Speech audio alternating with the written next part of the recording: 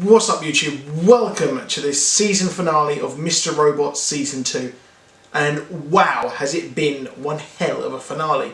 Now initially, really I thought that this finale could have been done a lot better, not in the fact of the actual creation of the show, but the fact that it should have been actually put together with last week's episode. I think that this should have been just one complete episode or a double episode, to be honest, because it really did feel like it just continued straight on, and not in the way that like a cliffhanger, but more like the threads, etc. It felt like just one special feature-length episode. But that's besides the point here, because we're reviewing the show, not the scheduling of the USA Network.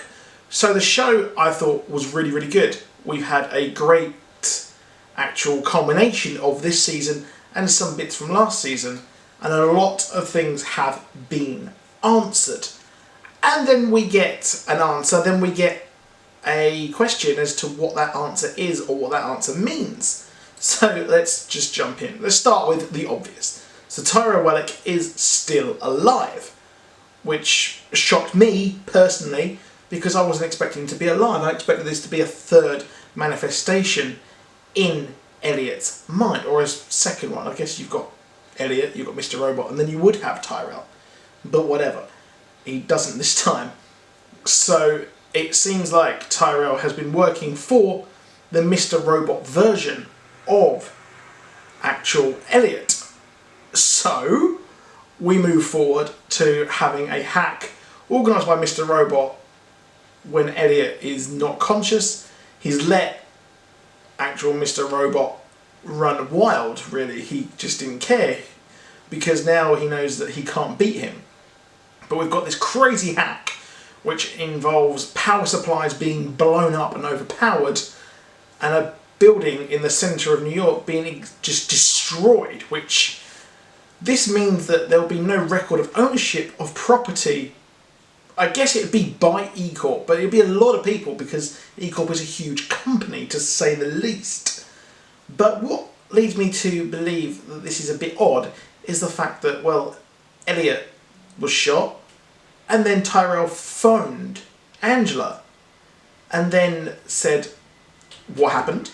And it seems like there was a contingency in place for what happens if Elliot didn't want to do it, if he resisted, which was kind of obvious is what was going to happen.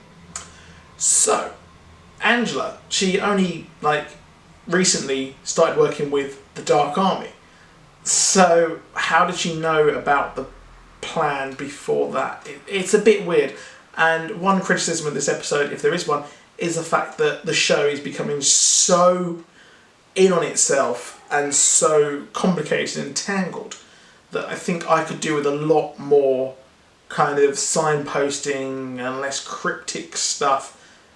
And I'm glad that this didn't have a big input into the hacking and computer science, which a lot of people probably don't understand. But that is obviously the premise of the show. I'm glad that we've got another hack, which will be the focus of Season 3. So that's mad.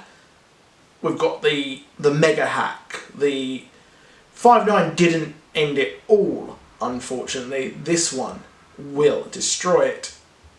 As all the records of E Corp's debt, etc.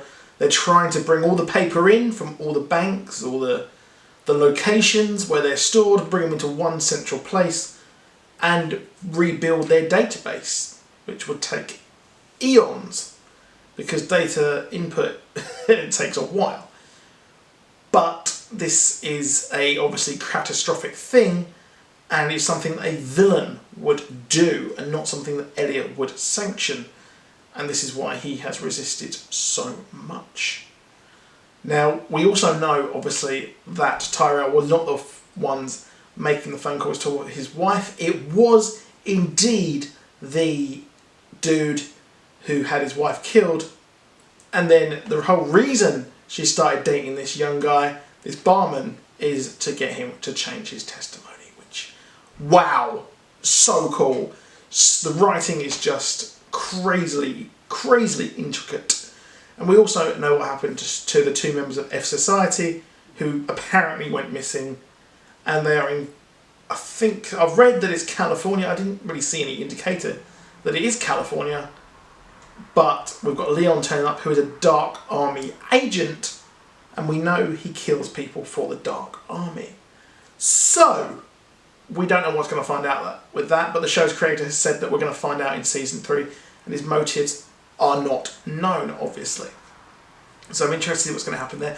I don't think they're going to kill them straight away. I think he's probably going to get them to change their mind and help out, perhaps, or help Elliot, maybe. Who knows? But the show has been fantastic. We also know that Darlene is alive, and she's seen just who is technically behind the hack, and she knows that Elliot has been working with Tyrell, so she's pissed off, and she's probably going to name names. Maybe. I don't think she will. I don't think it'd be in her nature to give up her brother like that. But I've really enjoyed this season. It's been absolutely fantastic, and I love the references like to Burn Notice and Clear Skies in the show, which was pretty funny in the dialogue. So overall, it was a great episode, a great season, but I hope the next season isn't so complicated and so intricate and artsy. I hope that we kind of narrow it down and get back to the season 1 where it was more simplified, perhaps. But I am enjoying it, and season 3 just cannot come soon enough. I'll probably do a prediction video for season 3 at some point, perhaps, but this whole finale has just got me just mind blown, to be honest. And the people in the show are so far different from where we found them in season 1 and also at the start of season 2. So that's been my review and breakdown and theory stuff. Please do drop a like, please do subscribe, comment below with your opinions. I'll see you soon. Goodbye.